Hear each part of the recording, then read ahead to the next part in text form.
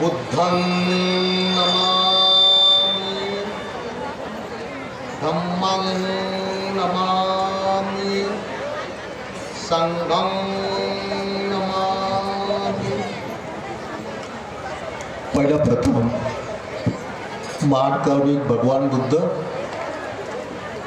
तथागताने बहुजनाच्या हितासाठी बहुजनाच्या सुखासाठी दिलेला दुःखमुक्तीचा मार्ग धम्म आणि त्या धम्मविनयाचं पालन करून जे अनंत झाले, जन्ममृत्यूच्या चक्रातून मुक्त झालेत आणि तोच दुःखमुक्तीचा मार्ग विश्वातील प्रत्येक माणसाच्या मनपटलापर्यंत पोहोचण्यासाठी प्रयत्नशील असलेला पूजनीय भिक्षुसंघ अशा 3 रत्नांना पहिल्या प्रथम पंचांग प्रणाम। बोधिसत्व डॉक्टर बाबासाहेब आंबेडकर आणि 23व्या बौद्ध धम्म परिषदेला उपस्थित राहून पूजनीय भिक्षू संघाच्या मृत्युल्य वाणीतून धम्मदेशना श्रवण करण्यासाठी बसले सर्व धम्म उपासक उपासिका बालक तथा बालिकांनो,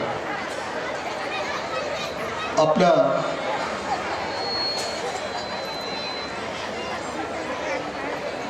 धम्म परिस्थितीच्या निमित्तानं जी काही स्मरणिका प्रकाशित होती ती वाचल्यानंतर त्याच्यामध्ये मला दिलेला विषय त्याच्यामध्ये वाचला। त्या विषयाचं स्पष्टीकरण जर मी केलं, कदाचित पुढच्या वर्षी मी धम्मदेशना जेव्हा देतो तेव्हा कोणीच बसणार नाही। असे अनेक प्रसंग माझ्या जीवनात घडले तरुणपणामध्ये की हा जो विषय मी जेव्हा त्या विषयावर बोलतो तेव्हा सर्वच उठून जायचे। तरुण मुली तर लवकर उठून जायच्या का भगवान भंतेजीच्या भाषणावर आमच्यावर टीका करतात। तर असा विषय मला आजच्या धम्म परिषदेमध्ये देण्यासाठी दिला। कोणता विषय तो? आणि त्या अनात्म दुःख म्हणजे काय, हा जो विषय समजून घ्यायचा असेल, समजून घेऊन त्याच्यावर मनन चिंतन करून तो आत्मसात करत असेल तर त्यासाठी पहिल्या प्रथम आपल्यामध्ये बुद्ध धम्म संघाबद्दल श्रद्धा पाहिजे। लक्षात, हा जो विषय समजून घ्यायचा असेल, समजून घेऊन त्याच्यावर मनन चिंतन करून त्याची आता आपल्याला अनुभूती करून घ्यायची असेल तर पहिल्या प्रथम आपल्यामध्ये बुद्ध धम्म संघाबद्दल श्रद्धा पाहिजे। आता तुम्ही म्हणाल की बुद्ध धम्म संघाबद्दल आमच्यामध्ये श्रद्धा नसती तर आम्ही आलो असतो का? आपणाला बुद्ध माहीत नाही, श्रद्धा माहीत नाही, काही माहीत नाही। आल्या आल्या इथं एक गाणं चालू होतं, गाणं, आणि त्या गाण्यावर मुली नाचत होत्या। कोणतं गाणं होतं? बुद्ध देवा तुझी ज्ञानगंगा, धम्म परिषदेमध्ये हे गाणं, बुद्ध देवा तुझी ज्ञानगंगा, आणि पोरी त्याच्यावर नाचत होत्या ऐकलं धम्म परिषदेमध्ये। आणि बुद्ध काय, बुद्धाची जी आपण स्तुती करतो ज्याला त्रिरत्नवंदना म्हणतात, त्याच्या पहिली बुद्ध रत्नवंदना, इतिपिसो भगवा अरंग सभा संबुद्धो बीजा चरण संपन्नो सुगतो लोकविदु अनुत्तरो पुरुष धम्म सारथी सत्ता देव मनुष्यानं बुद्धो भगवाती। बुद्ध कोण होते? देव आणि मनुष्याचे शास्त्र होते, देव आणि मनुष्याचे गुरु होते, आणि त्या गाण्यामध्ये बुद्धालाच देव बनलं। किती वर्ष झाले आपल्याला धर्मांतर करून? बुद्ध समजलं कुणा? बुद्ध कुणाच समजला? वर्तमान काळातील बुद्ध कुणाच समजला? अरे बुद्धच तुम्हाला समजला नसेल तर काय ठेव, तुम्ही कोणावर श्रद्धा ठेवा? भगवंतांनी आपल्या महापरिनिर्वाणाच्या काही क्षणा अगोदर भिक्षू भिक्षुणी उपासक उपासिका देवी देवतांना का उपदेश केला? माझ्या मृत्यूनंतर म्हणजे माझ्या महापरिनिर्वाणानंतर तुमचा बुद्ध, तुमचा शास्ता, तुमचा मार्गदाता जीवनभर मी ज्या धम्म आणि विनयाचा उपदेश केला तो धम्म आणि विनयच माझ्या महापरिनिर्वाणानंतर तुमचा बुद्ध राहील, तुमचा शास्त्र आहे. या बुद्ध वचनाला अनुसरून आज वर्तमान काळातील बुद्ध कोण आहे? ते सोन्याच्या मूर्त्या का? अष्टधातूच्या मूर्त्या का? आज वर्तमान काळातील बुद्धाने शिकवलेला धम्म आणि विनय आहे. कुणाला बुद्ध समजत? आणि बुद्धाशिवाय एक सेकंदही कोणत्याही धर्माचा, जातीचा, संप्रदायाचा, देशाचा आणि विदेशाचा माणूस एक सेकंदही माणूस म्हणून जीवन जगू शकत नाही. आणि म्हणून पहिल्यांदा प्रत्येक माणसाचं काम आहे बुद्ध म्हणजे काय समजून घेतलं पाहिजे. आजची गोष्ट आहे, आमच्या त्या स्कूल बसचं काही काम होतं आणि ते काम करण्यासाठी शंभा पिंतूचे तरुण 2 मुसलमानाचे मेकॅनिकल आले. त्यांना विचारलं तुम्ही कोण आहे? तुम्ही बौद्ध का? नाही नाही म्हणे आम्ही मुसलमान. तुम्ही बौद्ध म्हटलं? नाही हो म्हणे आम्ही मुसलमान. अहो तुम्ही बौद्ध म्हटलं का त्या दोन्ही तरुण मुलाचं आचरण कसं होतं मला माहित होतं. अर्ध्या घंट्याच्या वर झाला. अरे म्हणजे बौद्ध कोणाच म्हणतात? जो माणूस ज्ञानी आहे, बुद्धिवान आहे, जो शीलवान आहे, सदाचारी आहे, निर्व्यसनी आहे, प्रामाणिक आहे, उद्योगी आहे, दानशूर आहे, दयाळू आहे, अशा माणसाला बौद्ध म्हणतात. ही बौद्ध उपासकाची व्याख्या आहे. आम्हाला बुद्ध समजला नाही, धम्म नाही, संघ नाही, उपासक नाही, उपासिकाही नाही. काय आपलं कल्याण होणार आहे की नाही? आणि म्हणून प्रत्येकाचं कर्तव्य आहे त्यांनी बुद्ध समजून घेतला. बुद्ध समजून घेतला की मग बुद्धाने आपल्याला काय सांगितलं, बुद्धाने कोणता मार्ग सांगितला आपल्याला दुःखमुक्तीचा, सुखशांतीचा, मग आपण धम्म समजून घेण्याचा प्रयत्न करतो. आणि धम्म समजून घेण्यासाठी मग या धम्माचं ज्ञान कोणाला आहे, या धम्माचे नियम कोणाला माहित आहेत? मग आपल्याला भिक्षू संघाकडे जावं लागेल.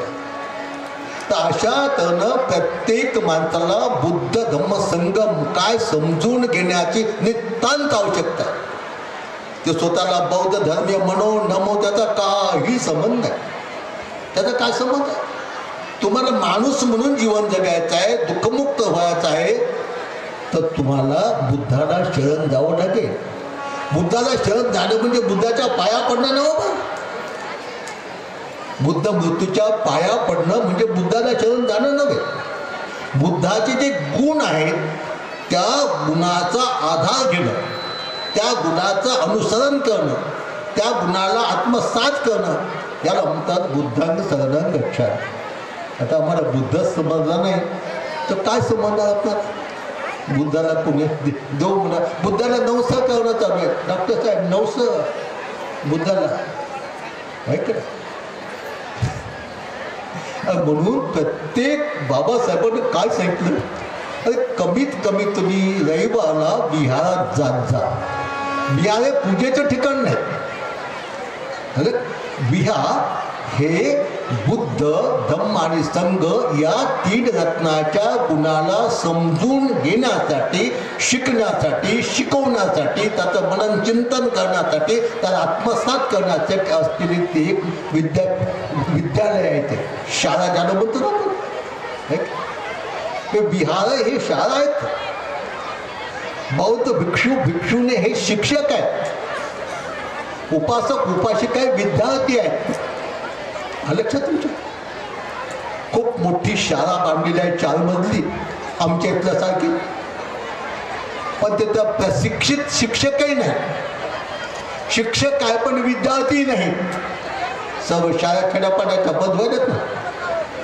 आणि म्हणून प्रत्येक माणसाचं कर्तव्य आहे की जर तुम्हाला माणूस म्हणून जीवन जगायचं असेल, माणूस बनणं खूप अवघड आहे,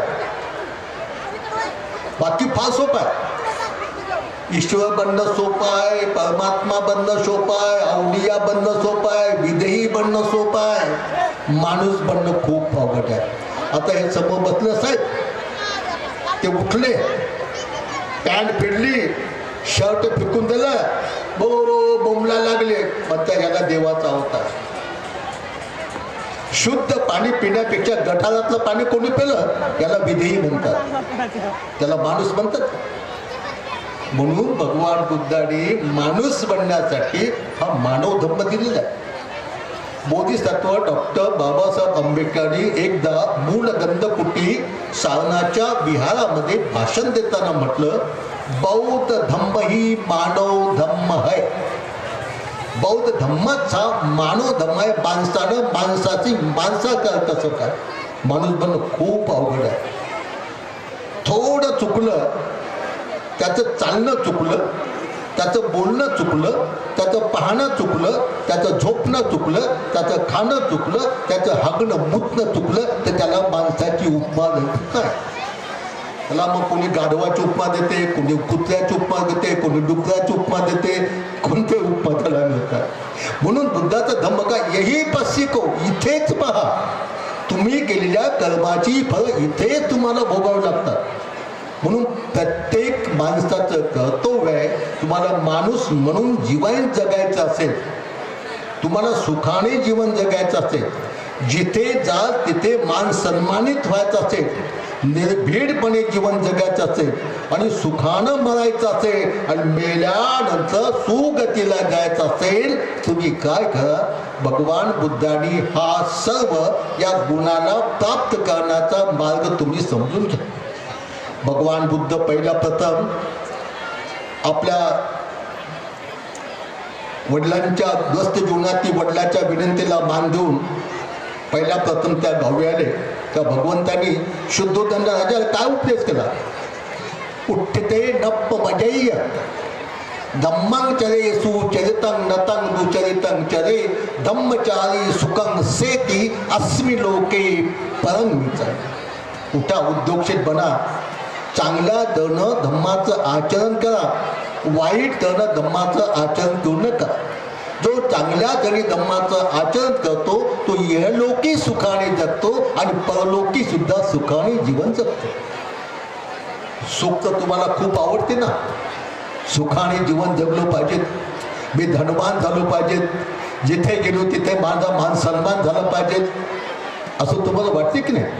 मग हे वाटत असेल तर सुखाने जीवन जगायचं असेल, जिथे जा तिथे सन्मानित व्हायचं असेल, निर्भीडपणे जीवन जगायचं असेल, सुखाने मरायचं असेल आणि मेल्यानंतर सुगतीला जायचं असेल, यासाठी भगवान बुद्धाने दाखवलेला मार्ग समजून घेऊन त्याप्रमाणे आचरण करणं अत्यंत आवश्यक आहे.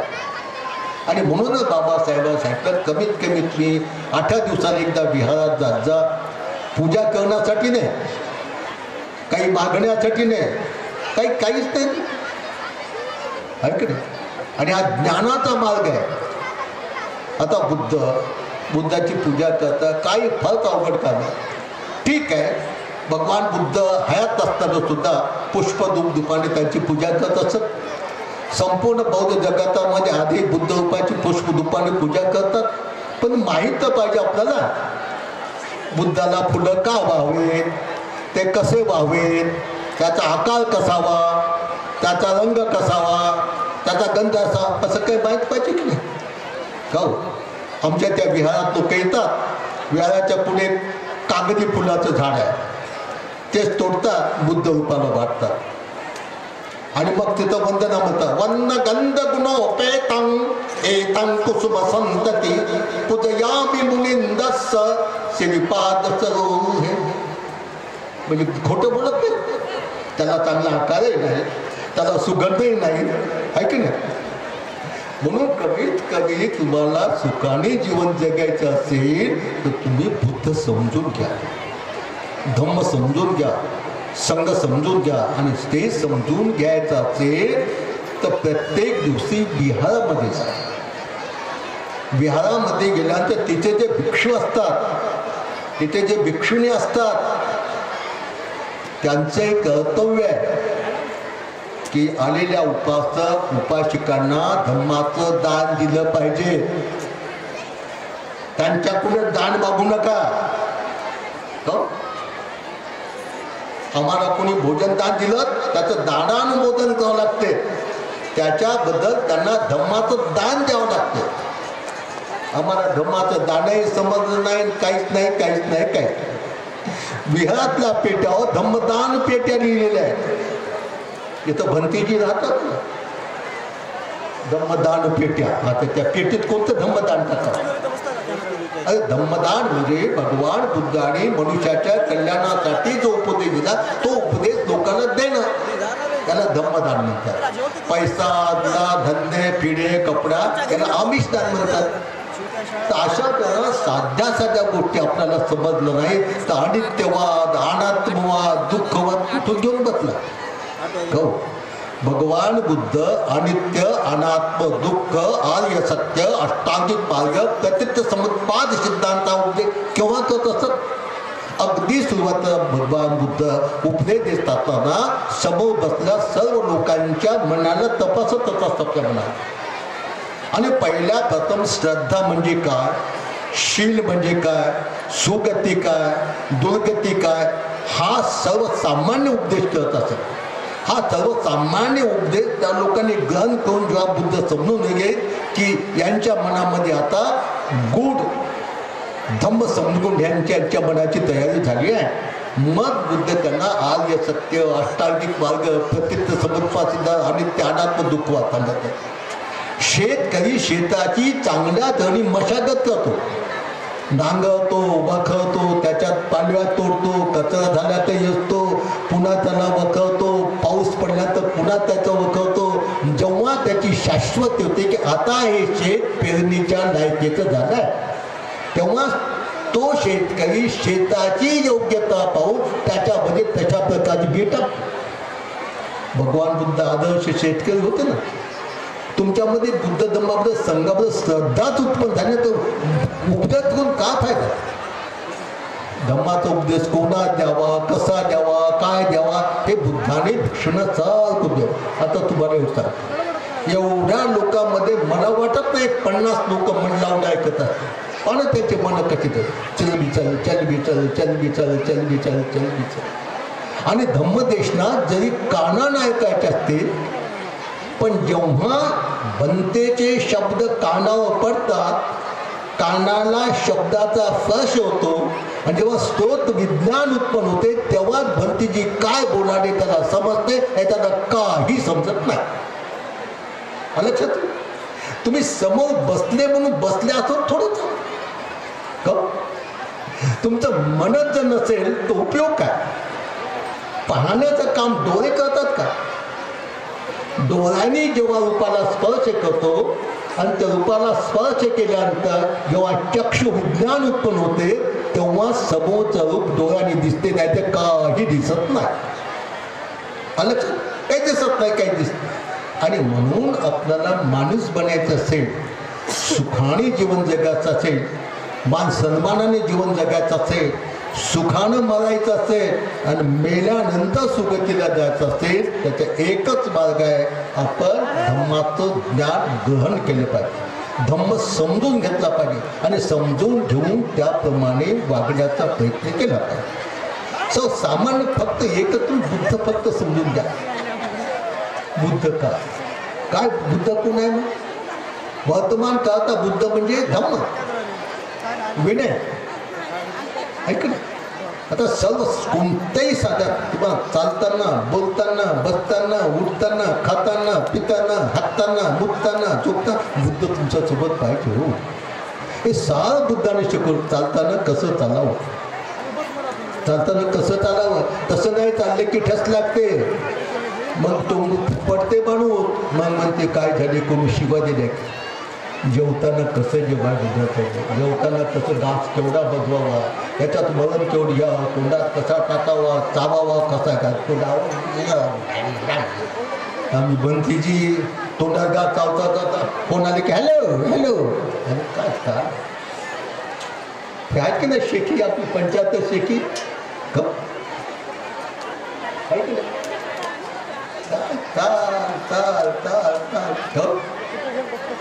आहे की नाही आणि ते आपल्या स्वतःसाठी येतं मान मोठेपणासाठी नाही झोपताना कसं झोपावं श्रवणाने कसं झोपावं दोस्ताने कसं झोपावं असे उतारे झोपतात आणि मृत्यूत आसन मोडलेल्या माणसाला असं उतारे झोपतात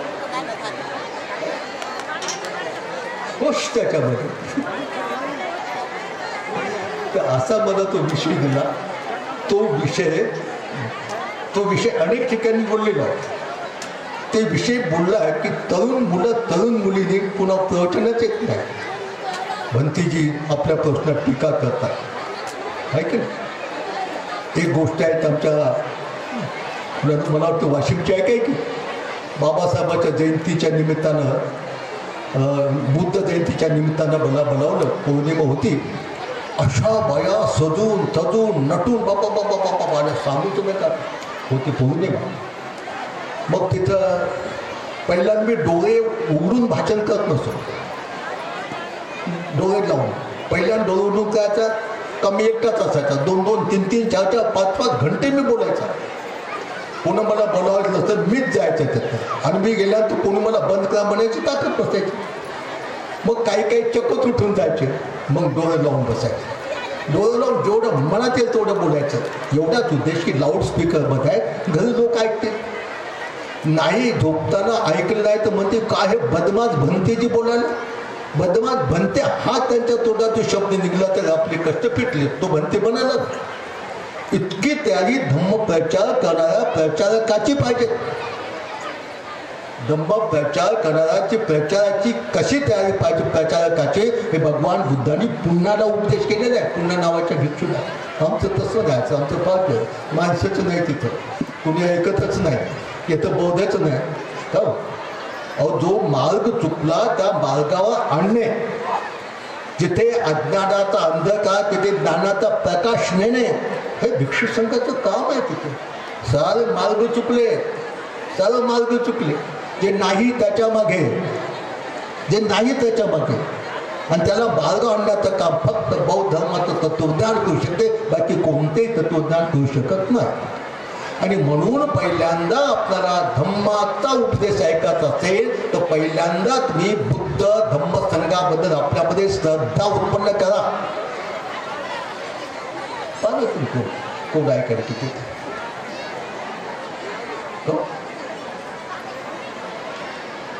याच्यापैकी मला वाटते 10 माणसं ऐकत नसते एवढ्या माणसापैकी धम्म ज्या पद्धतीने ऐकायला पाहिजे 10 सुद्धा इतकं सोपं आहे धम्माचं ज्ञान ऐकणं धम्माचं ज्ञान ऐकताना युद्ध करावं लागते युद्ध ऐकणं आणि कोणत्या शत्रूला वाटते माझा पराजय झाला पाहिजे चल बिचल मानते ऐकणं म्हणून धम्म श्रवण करण्याचं आपण पहिल्यांदा ऐका धम्म ज्ञान श्रवण करताना आपल्यामध्ये बुद्ध धम्म संघाबद्दल श्रद्धा पाहिजे श्रद्धा आता श्रद्धा म्हणजे काय लोकांना समजतच नाही लावायचे अगरबत्ती लावायचे मोमबत्ती लावायची पाया पडायची लय झालं तर बुद्धाला निरी लावायची लय झालं त्याच्याकडे निवदय ठेवायचा असं चालवायचं सर्व चालू आहे आणि त्याला कारणीभूत आम्ही चौपाटतो उपासक नाहीत माझ्या मताने आपण मार्ग दाखव ना आपण मार्ग सांगितलं पाहिजे की नाही कोणाला पटवू न पटवू मी त्या गावात आता जवळजवळ 60 वर्षापासून जातो मुसलमानाचा पोरगा जे तंबाखू काढत तेव्हाच मिसळतो तंबाखू खराबा ते फेकून देतात जाताना शिवका दिल्यानंतर अशा तऱ्हेनं पहिल्यांदा तुम्ही तुमच्यामध्ये बुद्ध धम्म संघाबद्दल श्रद्धा उत्पन्न करा श्रद्धेशिवाय बाकी काहीच आपण करू शकता तर श्रद्धा काय हे श्रद्धा कशाला म्हणते समजून घ्या श्रद्धा एक बल आहे बल म्हणजे ताकद लक्षात ताकद ही ताकद काही उचलायचे नाही. धम्म समजून घेण्यासाठी श्रद्धेचं बल आपल्यामध्ये पाहिजे. श्रद्धा एक इंद्रिय आहे. इंद्रिय माहिती, डोळे, नाक, कान, जीव. श्रद्धा इंद्रियच नसेल तुम्ही बसूही शकत नाही, पाहू शकत नाही, ऐकूही शकत नाही. लक्षात. तर अशा तऱ्हेनं आजच्या प्रवचनामध्ये फक्त तुम्हाला एकच मी सांगणार, तुम्ही बुद्ध धम्म संघाप्रती श्रद्धावान. त्याच्यानंतर श्रद्धावान पडल्यानंतर मी श्रद्धेने जेव्हा जेव्हा तुम्हाला धम्मदेशना ऐकण्याची संधी मिळेल तेव्हा तुम्ही एकाग्र चित्तानं स्मृती जागृत ठेवून श्रद्धेने धम्माची देशना ऐका. धम्मदेशना ऐकलं का? भगवान बुद्धांनी सर्वश्रेष्ठ 7 धन सांगितले. त्याच्यातलं एक धन आहे, पहिलं श्रद्धा धन आहे, दुसरं शील धन आहे. धन काय? धन आमचे काय? अलंकार, काय आभूषण, नटून थटून याच्या त्याच्या त्याच्यात. आणि काय एक काकून इथं, कुणी इथं, कुणी तिथं, काय काय काय काय समजणं. पाहिल्यानंतर हा बौद्ध आहे की कोण आहे. तरुण मुलं तर सांगूच नका, त्याला काय म्हणावं हेच समजत. हे असं येतं कसं, येतं कसं. कमीत कमी बुद्ध तुम्हाला समज नसेल तर बाबासाहेब तर माहित आहे ना. बाबासाहेबांसारखं म्हणून तर वागा. हो आहे की नाही? म्हणून आहे का तसं? कानाची इथं हे काय काल काल काय आणि स्वतःला स्वतः बौद्ध जातात. म्हणून पहिल्यांदा आपण बुद्ध धम्म संघावर श्रद्धा ठेवू. श्रद्धा एक बल आहे, श्रद्धा एक धन आहे. धन धन आहे की नाही? त्याचा नंबर सेवा असेल माझ्याकडे. श्रद्धा एक इंद्रिय आहे. आता धन हे माहित नाही आपल्याला. लज्जा एक धन आहे, लज्जा एक धन आहे. लज्जा धन. तुम्हाला धनवान वाटलं ना, मग भगवान बुद्धांनी सर्वश्रेष्ठ धन सांगितले ते जमा करा. श्रद्धा, शील, लज्जा. लज्जा म्हणजे लाज. लाज आहे की नाही? कशाची लाज? आपण स्वतःला बौद्ध उपासक समजतो पण दारू पितो. स्वतःला बौद्ध उपासक समजतो, तंबाखू खातो. त्याची लाज वाटायला पाहिजे ना आपल्याला. म्हणजे लज्जा धनच तुमच्याकडे नसेल तर काय तुम्ही कसे आहे की नाही? काहीच नाही. फारच अवघड काम. यार माणूस कुठे गेला? बंद्याला म्हणता म्हणता आमची भंतीजी खाय देतात. लज्जा धन आहे. धन. मी उपासक आहो, मी उपासिक आहो. 15 मिनिटांना लावतो. 8 वाजले नाही. तंबाखू खाणं, बिड्या उडणं, दारू पिणं हे पंचशिलेच्या 5व्या शिलाचा रंग आहे. आणि शील हा बुद्ध आहे. माहिती तुला? शील बुद्ध. आणि दारू पिणं हे शिलाचा घात आहे आणि शील बुद्ध आहे. म्हणजे दारू पिणं म्हणजे बुद्धाचा घात आहे, बुद्धाचा खून आहे. आणि बुद्धाचा खून केल्यानंतर त्याला दुर्गती आहे, नरककुंडात त्याची उत्पन्न होते. मग जायचं का तुम्हाला नरककुंड? साधा तंबाखू खाल्ल्यानंतर तंबाखू, बिड्या, सिगारेट, दारू. काय तुम्हाला सांग, दारू पिता पिता जय भीम म्हणाले ते जय भीम. जय भीम म्हणजे काय? बाबासाहेबांनी एका भाषणामध्ये सांगितलं, भिवाचा इतका मोठा मी का झालो? त्यासाठी बाबासाहेब म्हणतात माझे 3 दैवत होते आणि त्या 3 दैवताची सारखी मी आराधना, मनन, चिंतन केलं आणि त्याच्या मी एवढा मोठा झालो. ती 3 दैवत मग ते ब्रह्म विष्णू महेश ना, विद्या, शील आणि स्वाभिमान. लक्षात? बाबासाहेब म्हणजे शील. काय दारू पिणाऱ्याला जय भीम म्हणण्याचा काय अधिकार? का? शील म्हणजे बाबासाहेब. दारू पिणं म्हणजे शिलाचा घात, शिलाचा भंग, शिलाचा खून. का? म्हणून पांढऱ्या कपड्याला जसा थोडासाही डाग सहन होत नाही तसं बौद्ध उपासक, उपासिका, भिक्षू, भिक्षुना थोडंसंही अनैतिक कृत्य केलं त्याला ते डाग त्याला लावतं. आणि हे करण्यासाठी पैसे लागत नाही, पैसे वाचतात. मला गावाकडे झालं लक्षात, पैसे वाचतात, पैसे लागत नाही. तंबाखू खायला पैसे लागतात की नाही? कमीत कमी दिवसातून 10 रुपये कमीत कमी. नसले ते रोग होतात.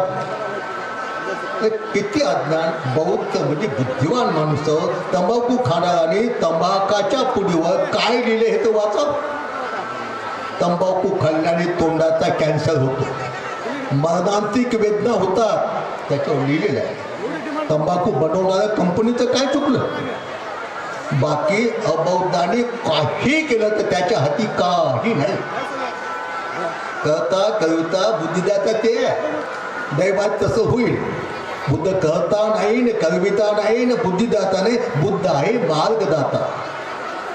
ऐकलं?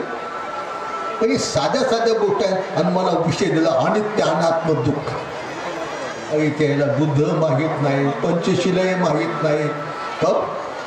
पंचशील डॉक्टर साहेब लग्न लावताना पेटीवर म्हणालेत आता पेटीवर पंचशील. हा आमच्या तिकडे तांदगाव तिकड पेटीवर. अरे शील हा बुद्ध आहे की नाही? पंचशीला विश्व शांती करण्यासाठी केलेला यज्ञ आहे. यज्ञ. शील हा यज्ञ आहे, ज्ञान हा यज्ञ आहे, दान यज्ञ, शील यज्ञ, प्रज्ञा यज्ञ, हे बुद्धाने यज्ञ सांगितले. जर प्रत्येक माणसाने प्रत्येक क्षणाक्षणाला पंचशिलेचं पालन केलं तर एका माणसापासून विश्वामध्ये शांती प्रस्थापित होते. म्हणून पंचशिला विश्व शांतीचा यज्ञ म्हणतात. जो माणूस नेहमीच पंचशील घेऊन पंचशिलेचं पालन करतो तो माणूस कधीच भौतिकदृष्ट्या गरीब नसतो. कधीच नसतो तुम्हाला लक्षात.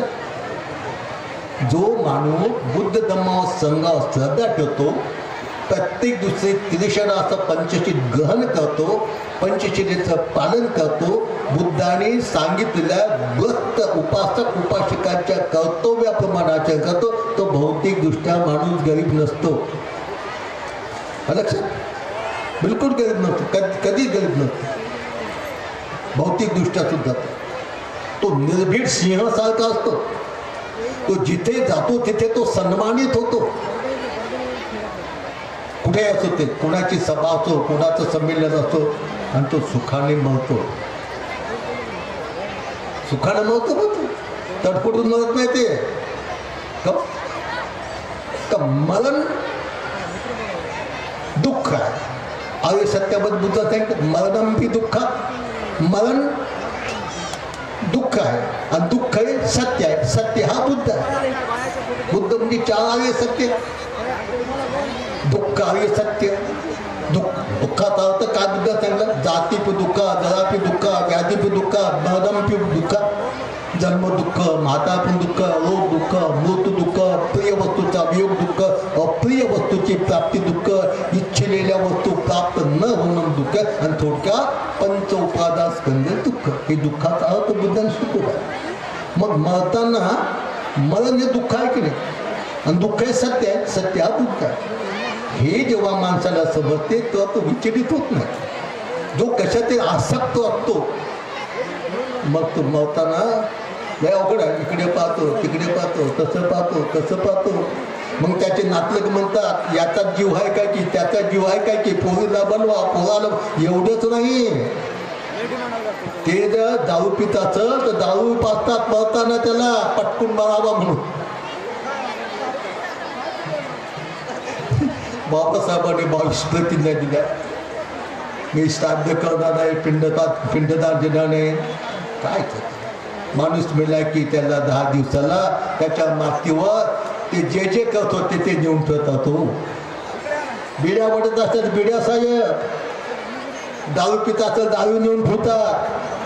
त्याला बोला कबूल असेल म्हणे त्याच्यात असं तुटते ते भूत होऊन आम्हाला लागू नये म्हणे.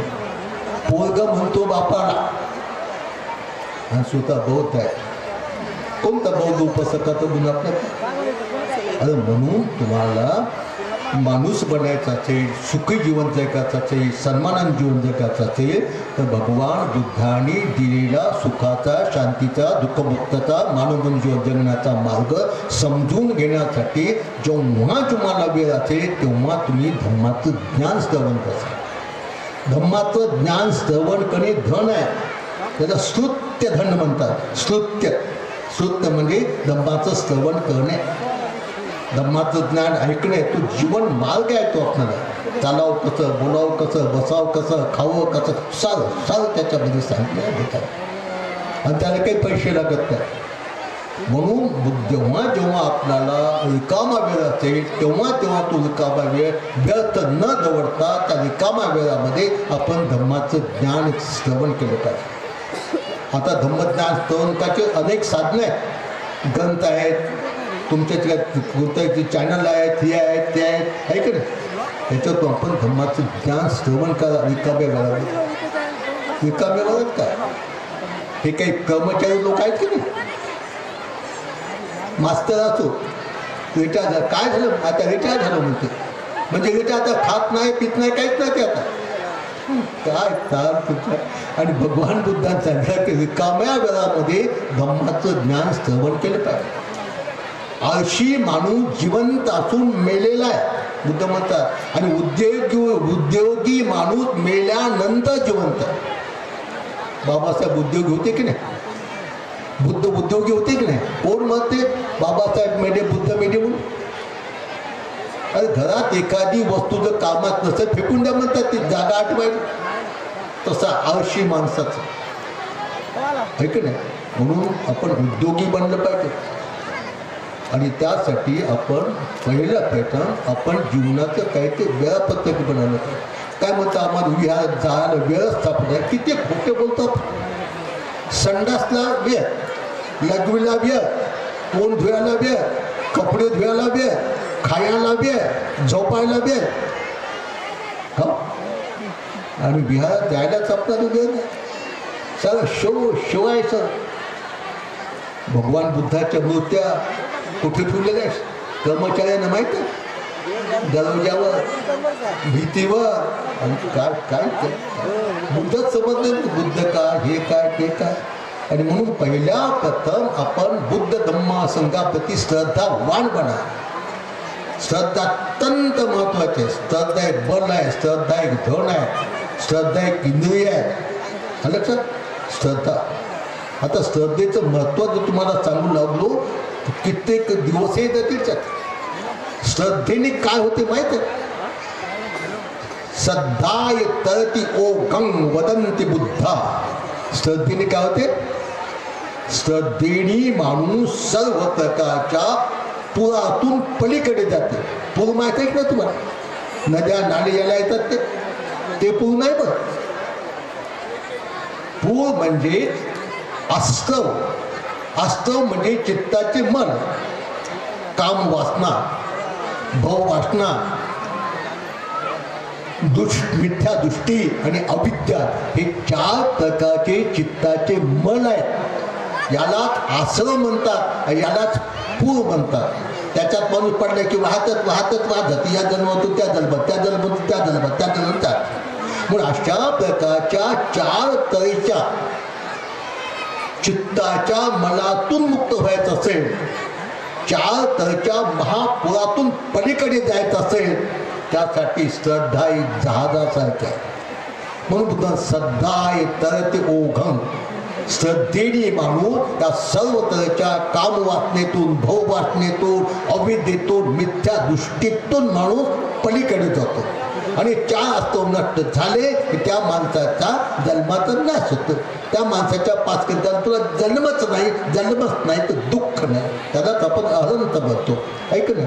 इतकं मोठं माणसाच्या जीवनात श्रद्धेला आहे. लक्षात तुमचं इतकं मोठं महत्व का श्रद्धेनं माणसाच्या महत्वाकांक्षा वाढतात.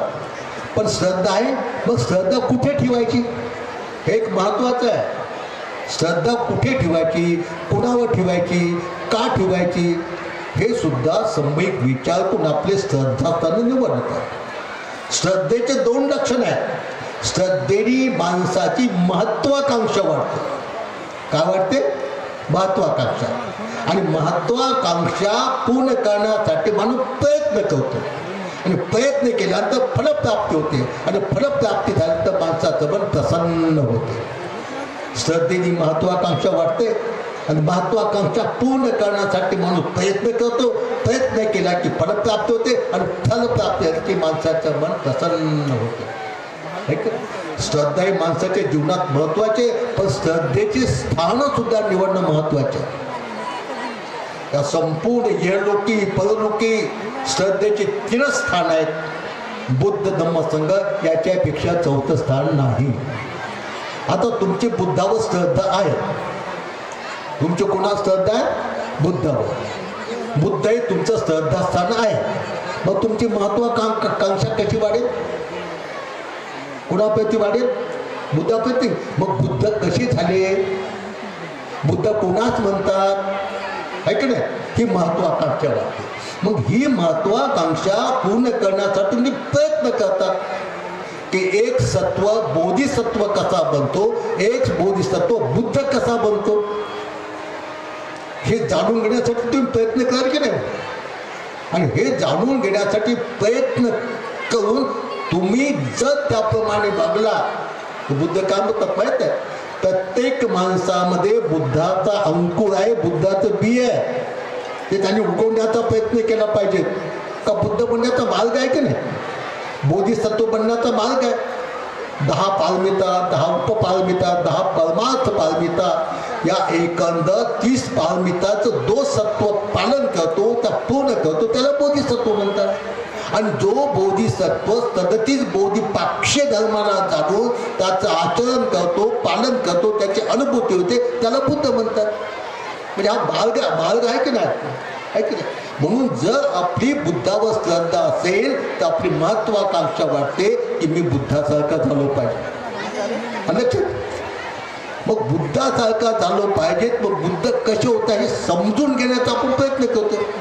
त्यासाठी आपल्याला धम्म समजून घ्यावं लागते. जो धम्म समजून घेऊन त्याप्रमाणे आपण वागलो तर काही अंश तरी आपल्या बुद्धाचे आपल्यात गुण येतात आणि मग माणसात मन प्रसन्न होतं. आणि जर तुमचं श्रद्धास्थान वेगळंच असेल का, जर तुमचं श्रद्धास्थान वेगळंच असेल तर त्याच्याबद्दल तुमच्यामध्ये महत्वाकांक्षा उत्पन्न होते. मी माझ्या श्रद्धास्थानासारखा झालो पाहिजे. मग हा पॅन्ट कोट टाय बूट घातलेला पोरगा त्याच्या श्रद्धास्थाना होण्यासाठी भोंगळा कसा झाला? मग ते त्याचा अभ्यास करतो ना, अभ्यास करून तसं तसं वागतो, तसं वागतो, जे एका दिवशी मग भोंग हिंडतो. असे प्रत्यक्ष कित्येक उदाहरणं आहेत. म्हणून आपलं श्रद्धास्थान सम्यक असलं पाहिजे. आणि ते संसार केलं श्रद्धास्थान आहे बुद्ध धर्म. आता भौतिकदृष्ट्या तुम्ही बुद्धासारखे बनू शकणार नाही भौतिकदृष्ट्या, पण नैतिकदृष्ट्या बुद्ध काय हे तर माहित आहे ना. बुद्ध म्हणजे बुद्धांतला धम्म आणि विनय. म्हणून आपण धम्म आणि विनयाला समजून घेतलं, जाणून घेतलं, त्याप्रमाणे आचरण केलं तर आपल्यामध्ये काही बुद्धाचे गुण येतात. मग आपले ते महत्वाचं पूर्ण झाल्यानंतर आपल्या मनाला शांतीमध्ये समाधान आपण मिळतं. म्हणून सर्वात महत्वाचा धम्म तुमच्यामध्ये असा पाहिजे श्रद्धा. बुद्ध धम्म संघाप्रती श्रद्धा. आता बुद्ध धम्म प्रति श्रद्धा म्हणजे कशा? त्या बुद्ध मूर्तीप्रती श्रद्धा तुम्हाला वाटते आहे की ते नव्हे. बुद्धाच्या गुणाबद्दल श्रद्धा, धम्माच्या गुणाबद्दल श्रद्धा, संघाच्या गुणाबद्दल श्रद्धा तुमच्या मनात आहे. त्या मूर्तीबद्दल श्रद्धा असून काय कर का? वर्तमान काळातला बुद्ध म्हणजे धम्म आणि विनय बुद्धाने सांगितल्यानुसार. मग बुद्धाची आपण दररोज बुद्ध वंदना म्हणतो की नाही आपण? इतिपिसो भगवा अरहं समासंबुद्धो विचाचरण संपन्नो सुगतो लोकविदो अनुत्तरो पुरुष धम्म सारथी सत्ता देव मनुष्यानं बुद्धो भगवाती. भगवान बुद्धाने धजक सूत्रामध्ये एक उपदेश केलेला आहे भिक्षूंना. भिक्षूंनो, जेव्हा तुम्ही एकांत वाचत असाल अरण्यामध्ये, जंगलामध्ये, शून्यगृहामध्ये, आणि जेव्हा तुम्ही भयभीत झाला असाल, तुमच्या अंगावर रोमांच निर्माण झाले असतील, तेव्हा भिक्षणो तुम्ही बुद्धान स्मृती करा, बुद्धाच्या गुणाचं स्मरण करा. हे सारा अनुभव मी घेतलेला, मी स्वतः. जिथे दिवसा माझ्या समोर माणसं मेले भूत लागून, तिथे भिक्षू झाल्यानंतर रात्रभर बसायचा, ध्यान करत रात्रभर बसायचा. का एकच माझ्या फक्त बुद्धाबद्दल श्रद्धा होती, बुद्धाने सांगितलं ना, ऐक नाही. आणि ते फार सोपं आहे. आमचं जिथे लहानचं गाव आहे तिथं पहिल्यांदा विठ्ठल मंदिर होतं, ब्रह्मांत बुद्ध वेळ झालं, तिथं 5 वाजल्यानंतर 10 गडी जाऊ शकत नव्हते. बास टाकून तर कोणीच झोपत नव्हतं, भूत पाडते म्हणून. तिथं आम्ही राहिले, भूतही दिसत नाही, बाधही पडले नाही, फितही पडले नाही, काय आहे की. एकदा बुद्धान स्मृती करण्याची सवय लागली की चालता बोलता म्हणून रिकामं मनच राहत नाही, रिकामं मन बिलकुल चालतात, बुद्धानं स्मृतीच करतात. मग हे बुद्धानं स्मृती म्हणजे बुद्धाच्या गुणाचं स्मरण. इतिपी सो भगवा, इतिपी असे, सो म्हणजे ते, भगवा म्हणजे भगवान, इतिपी सो भगवा असे ते भगवान. आता भगवान हा शब्द आला की आपला तर भगवान म्हणजे अनेक भगवान, हे भगवान, ते भगवान, ते भगवान. तसंच बुद्ध भगवान काय की भगवान या शब्दाचा अर्थ पुन्हा समजून घ्यावा लागतो. भग म्हणजे नष्ट, वाण म्हणजे तृष्णा. ज्यांच्या सर्व तृष्णा नष्ट झाल्या त्याला भगवान म्हणतात. मग तृष्णा कोणत्या? कामतृष्णा, भवतृष्णा, विभवतृष्णा. मग कामतृष्णा काय आहे, भवतृष्णा काय आहे, विभवतृष्णा काय आहे, त्या कशाबद्दल उत्पन्न होता आणि त्या नष्ट करण्याचा मार्ग कोणता हे जाणून घ्यावं लागतं आपल्याला, तेव्हा भगवान म्हणता येतं आपल्याला. इतिपी सो भगवा असे ते भगवान. भगवान म्हणजे ज्यांच्या कामतृष्णा, भवतृष्णा, विभवतृष्णा नष्ट झाल्या त्यांना भगवान म्हणतात. मग कामतृष्णा म्हणजे काय? कामतृष्णा म्हणजे आपली 6 इंद्रिय आहे, त्या 6 इंद्रियाचे 6 विषय. डोळ्याचा विषय रूप आहे, कानाचा शब्द आहे, नाकाचा गंध आहे, जिभेचा रस आहे, कायेचा स्पर्श आहे आणि मनाचा धर्म मनाचे विषय. अशा प्रकारच्या या 6 इंद्रियाचे 6 विषय आहेत.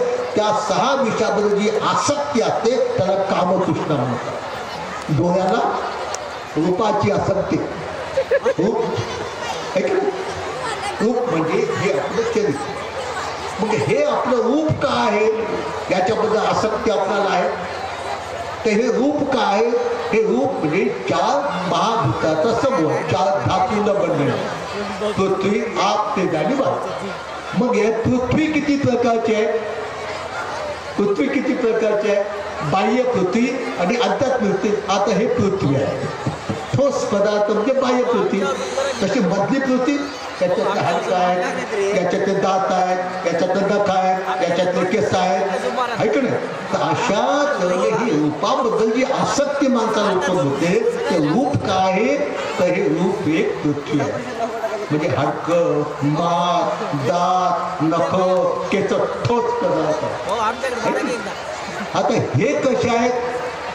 हे कसे आहे पाहण्यासाठी आपल्याला काय करतंय? कायेन स्मृती करावं लागतं. हे केस कसे आहेत, हे ज्याच्याने याच्यात जे जे आहे याच्यामध्ये काकाच्या डोक्यात केसावर पाहायचं असतं, याच्यात काय काय याचे अगोदर थेरी पाठवावं लागते. अति लक्ष्मी कायो केसा नोमा नका दंता त्वचा थेरी. आणि थेरी पाठ केला केस आहेत तर ते कसं आहे, त्याचा रंग कसा आहे, त्याचा आकार कसा आहे, ते शुभ आहेत का, अशुभ आहेत का, नित्य आहेत का, अनित्य आहेत का, याचा सर्व अभ्यास करते. आणि एकांत जाऊन मग ह्या ठिकाणी आपली मराठी एकाग्रता झाली की मधलं सर्व आपल्याला समोर दिसते, समोर दिसते सर्व, सर्व समोर दिसते. बुद्ध म्हणता भिक्षू जगात 2 रूप आहेत. त्या 2 रूपाचं अंतरंग समजून घेतलं नाही तर एकमेकाला खेचल्या जातात, एकमेकांना दाबून टाकतात. एक पुरुषाचं रूप आणि एक स्त्रीचं रूप. रूप म्हणजे काय? 4 धातू. पृथ्वी, अध्यात्म खडक त्याच्यात माल त्याच्यातले आवाज करू नका रे. नसा केस त्याच्यातले दात आहे की नाही. शांत बसा तुम्ही तुमचा. मग तुम्ही सांगा आपला दात पडला तर आपण जपून ठेवतो का? केस विचारता बाहेर पडले तर जपून ठेवतं का? अरे आपल्या पाण्यात पडतील खाण्यात पडतील दिसत्यात त्याचा वास घेतो का? काय? म्हणजे अज्ञान हे अज्ञान हे जन्माचं कारण आहे. अविद्या हे जन्माचं कारण आहे ना. तर तिथे सोपा सिद्धांत मग याचा नीट असा अभिरूप काय आहे याचा नीट अभ्यास केल्यानंतर किती तुमच्या पुढे स्त्रीनं सजवलेलं नटवलेलं शृंगारलेलं रूप आलं त्याच्याबद्दल आसक्ती उत्पन्न होत नाही. डोळे काय कर डोळे चांगले दिसावं याच्यात काजळ घालतात कोणी चिरबा घालतात. अरे काय काय काय हे शरीर एक घरासारखं आहे आणि घराला खिडक्या असतात की नाही. खिडक्यातून काय टाकतो आपण काही घाण बाहेर फेकतो काय. तसं शरीर रूपी घराला खिडक्या आहेत. किती खिडक्या आहेत तुमच्या घराला? 9 दार आहेत. 9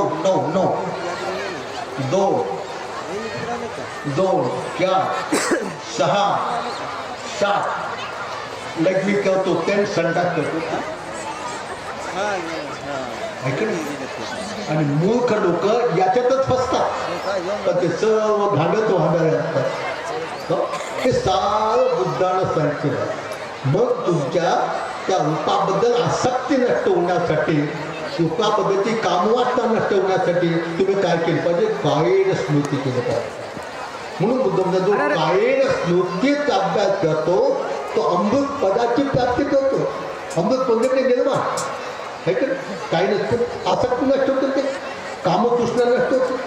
कामतृष्णा नष्ट झाली की भवतृष्णा नष्ट होते.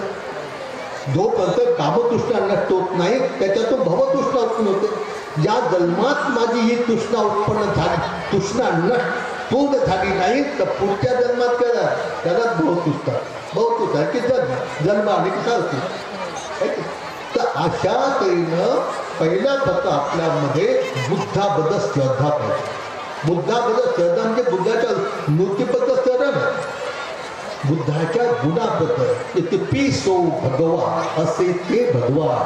मग भगवान म्हणजे काय त्याचा अर्थ घेत आपण जाणून ज्यांनी त्याच्या सर्व तृष्णा भगत झाल्या त्याला भगवान म्हणतात.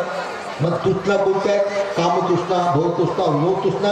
मग ह्या 3 तृष्णा भग्न करण्याचा मार्ग कोणता आहे? तुम्हाला भगवान बद्दल श्रद्धा ना मग आहे का? भगवान बुद्धाबद्दल भगवान शब्दाबद्दल श्रद्धा तुमच्यामध्ये भगवान आणायचा ना तुमच्यामध्ये. बुद्ध आपल्यामध्ये हे लोक देव अंगात येते हा खोट आहे. बुद्ध मात्र अंगात येतो आणि बुद्ध अंगातून गेला की तो माणूसच राहत नाही आहे का नाही. डोळ्यातून बुद्ध गेला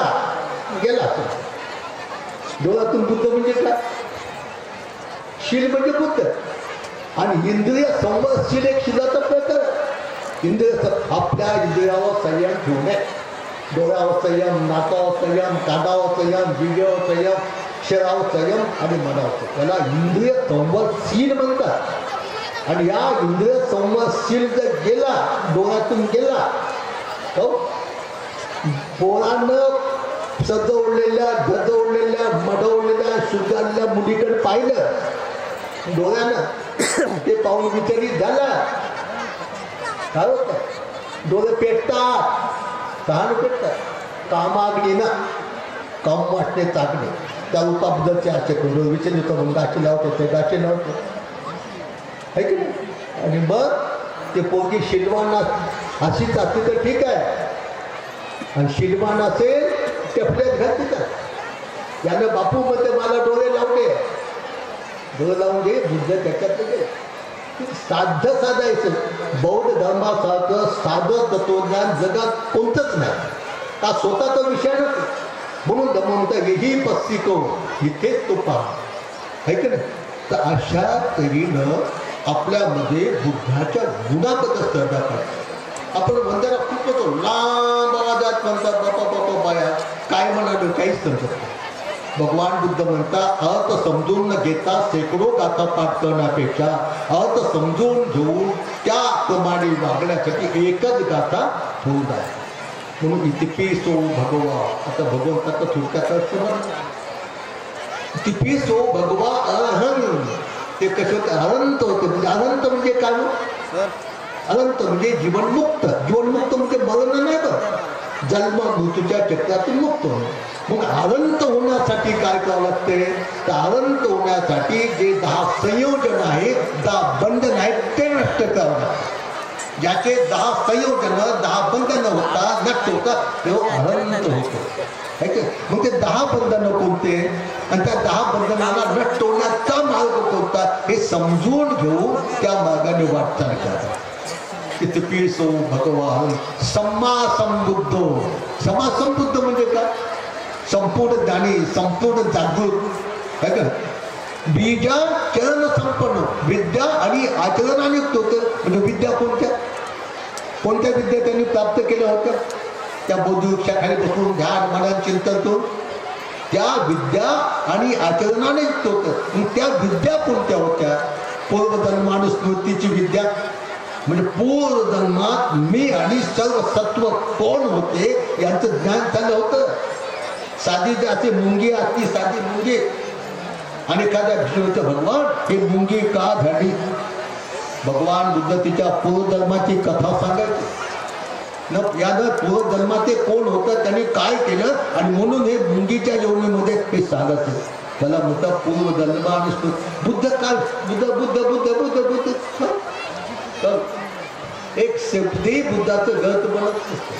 म्हणजे विद्या चरण संपन्न ते अशा प्रकारच्या 3 विद्येने युक्त होते आणि आचरणाने युक्त होते. सुगतो तो सुगतीला प्राप्त होते. चांगली गती कोणती कोणती चांगली गती आहे चांगल्या गतीचं काय करायचं याचा अभ्यास. लोकविदू म्हणजे संपूर्ण लोकांचं रहस्य जाणारे या लोकातील परलोकातील सर्व तत्वाचं रस जाणे अनुत्तर सर्वश्रेष्ठ पुरुष दंभ सारथी मनुष्य प्राण्याचं दमन करण्यासाठी सारथाप्रमाणे उपदेश करणार. माणसाचं दमन करण्यासाठी मनुष्याचं अंगुलीमाल किती कायचे उदाहरण आहेत. दंभ सत्ता देव मनुष्यानं बुद्धो भगवती. असे ते देव आणि मनुष्यांचे शास्त्र होते. देव आणि मनुष्याचे गुरु होते. अशा तऱ्हेने बुद्धावर श्रद्धा ठेवून बुद्धाच्या गुणाचं अर्थयुक्त आपण ज्ञान घेऊ ते बुद्धानं स्मृती आपण करत आहोत.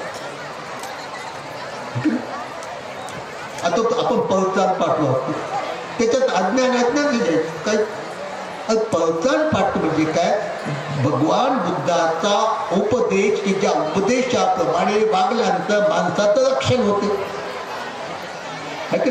पुस्तक वाचल्यानं ऐकल्यानंच होते का ते ऐकायचं.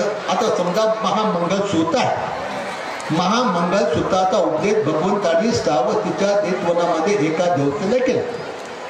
काय त्या महामंगलसूत्रामध्ये मनुष्य प्राणी आणि देवतांचं कल्याण कशात आहे हा उपदेश केला. काय सुद्धा असैवनात बालानं पंडितानं तसैवनात पूजात पूजनी आनंद येतन मंगल मूर्तन. मूर्खाची संगती करू नका शहाण्या माणसाची संगती करा आणि पूजा करण्याच्या योग्य आहे त्याची पूजा करा. हे माणसाच्या कल्याणाचा मार्ग. मग मूर्ख कोणास म्हणतात हे भगवान बुद्धाने सांगितलं ते आपलं समजलं पाहिजे ना. त्यासाठी धम्मपदातील बाल वग्गो हा वर्ग वाचावा लागतो. त्याचा मूर्ख कोणास म्हणतात नाही. मग शहाणा कोणास म्हणतात हे त्या धम्मपदामध्ये पंडित वर्गो याच्यात सांगितलेलं आहे. शहाणा कोणास म्हणतात मूर्ख कोणास म्हणतात. आणि अशा तऱ्हेने आपण मूर्खाची संगती सोडून शहाण्याच्या संगतीत राहिलं म्हणजे आपल्या जीवनाचं कल्याण होतं. त्या महामंगलसूत्रामध्ये सांगितलं की नाही आरती विरती पापा मज पाळणाचा संयमो अपमादो समेचू हे मंगल. आता आपण ऐकलं त्याप्रमाणे वागलंच नाही तर आरती विरती पापा म्हणजे काया वाचा मनानं कोणत्या प्रकारचं अकुशल कर्म पाप कर्म करू नये म्हणजे पाळणाचा संयम. कोणत्याही प्रकारचं मद्यपाठ करू नये हा माणसाच्या कल्याणाचा मार्ग. परतार पाठ केला बनतेला जे ओळी घातलं उपदेश ऐकून दारू पिला तर का बनतेला शिवा देतात आणि याला भोजन घालून काहीच फायदा नाही म्हणतात, याला बोलून काहीच फायदा झाला नाही, आम्हा काही भलं होईना. तर अशा तऱ्हेनं उपासकाचं प्रत्येक माणसाचं कर्तव्य कधी बुद्ध समजून घेतला पाहिजे. बुद्ध समजून त्या बुद्धाच्या गुणावर आपण श्रद्धा ठेवली पाहिजे. आपण दररोज ती वंदना म्हणतो तर त्या वंदनेचा अर्थ समजून घेऊन त्या प्रकाराने आपण आचरण करण्याचा प्रयत्न केला पाहिजे. मग सदैव बुद्ध आपल्या सोबत असतात. आता बुद्ध सोबत कोणी पोथ्यात घालायले, कोणी दंडात घालायले, कोणी पाठीवर घालायले. अरे बुद्ध डोळ्यात ठेवा, नाकात ठेवा, जिभेत ठेवा, कानात ठेवा, शरीरात ठेवा, मनात ठेवा, काय करे. आणि बुद्ध विहार म्हणजे काय, जिथे बुद्ध विहार करतो राहतो ते ठिकाण म्हणजे बुद्ध विहार, ऐक ना.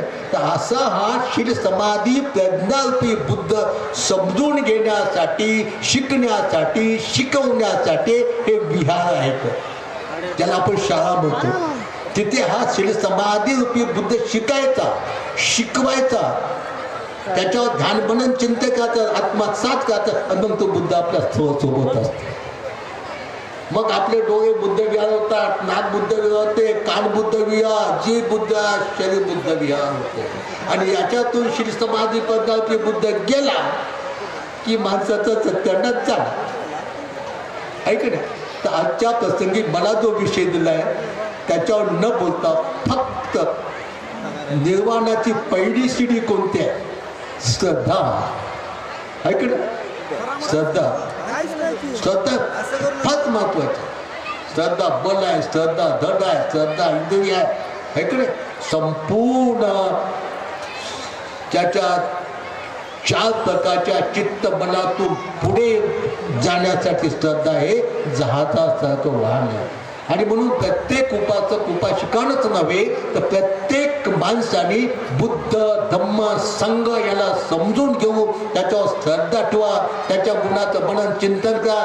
घरात बुद्धाचा फोटो नसला तर चालेल, मी बौद्ध असं नाही सांगलं तर चालेल, फक्त बुद्धाचे गुण समजून घेऊन ते गुण आत्मसात करून तुम्ही स्वतःचं कल्याण करून घ्या. आणि ते या जन्मामध्ये त्याला वेळ लावू नका. पुण्य कर्म करण्यासाठी वेळ लावू नये. काय वाटतच आहे उद्या करण, एक क्षणाचा भरोसा नाही. म्हणून पुण्य कर्म करण्यासाठी घाई करा. जीवन एक क्षणभंगूर आहे, पाण्याच्या बुडबुड्यासारखं आहे, है की नाही. म्हणून जेव्हा आपणाला धम्म समजला तेव्हाच त्याचं आपण आचरण करण्याचा प्रयत्न करा. धम्माचरण करण्यासाठी पैसे लागत नाही. मग तुम्ही म्हणाल भंतीजी दान द्यासाठी पैसे लागतात ना. अरे ज्या माणसाला धम्म समजला, ज्या माणसाला बुद्ध धम्म संघापैकी श्रद्धा आहे, तो माणूस जीवनच दान समज करतो ना.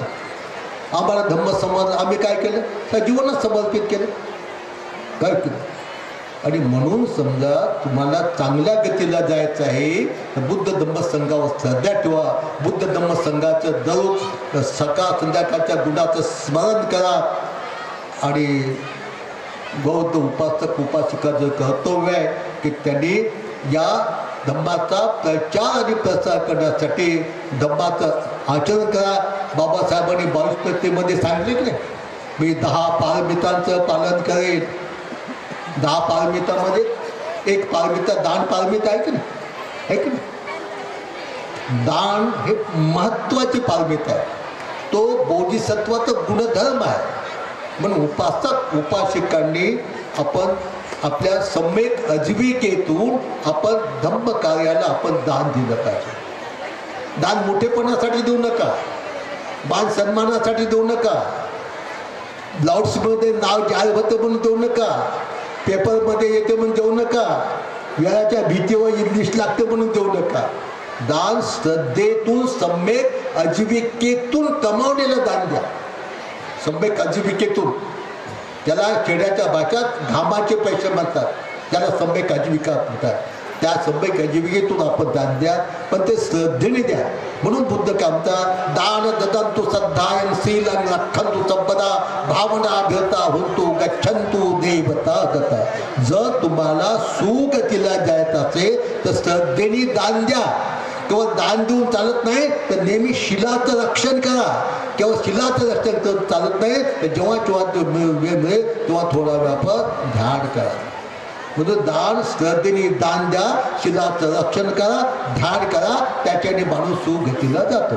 अशा तऱ्हेनं प्रत्येकीची उपासकांचे कर्तव्य आहे, ते समजून त्याप्रमाणे आचरण करा. आणि अशा प्रकारचा हा धम्म हे विने समजून घेण्यासाठी ह्या धम्म परिषदेचं आयोजन असते. धम्म परिषदेचं आयोजन काय की सर्व लोकांनी एकत्र म्हणून त्यांना धम्माचा उपदेश द्यावा, त्यांनी श्रद्धेने धम्माचा उपदेश ऐकावा, ऐकून समजून घ्यावा, त्याप्रमाणे वागावं आणि वागवून आपलं स्वतःचं कल्याण करून घ्या. हा धम्म परिषदेचा उद्देश असतो. किती लोकांचं खर्च झाला असेल बिचाऱ्यांचा, दिवसभर कामं बुडाले, हे बुडाले, ते बुडाले, ते बुडाले. त्याच्यातून त्यांना काहीतरी निष्पन्न व्हायला पाहिजे की नाही, त्यांना ते तर चालूच असते बाकीच आहे की नाही. तर अशा तऱ्हेने हा धम्म परिषदेचा उद्देश असतो. आणि त्या उद्देशाला अनुसरून धम्म परिषदेचं आयोजन केलं पाहिजे. नाही तर या लोकांचं सारखं आपल्याला, या लोकांना काय सवय माहीत आहे का? दडावणी, तमाशे, नाच, कीर्तनं, भजनं ऐकायची यायला सवय नाही. त्यांना धम्म देशना ऐकायची सवय लावू ना. सवय लागली काय करतो, काहीच नसेल तर काय करते, ऐकलं तर झोपत, दाबलं काय करतात, काही तर ऐकतात, नाही तर झोपतात विचार ऐकलं.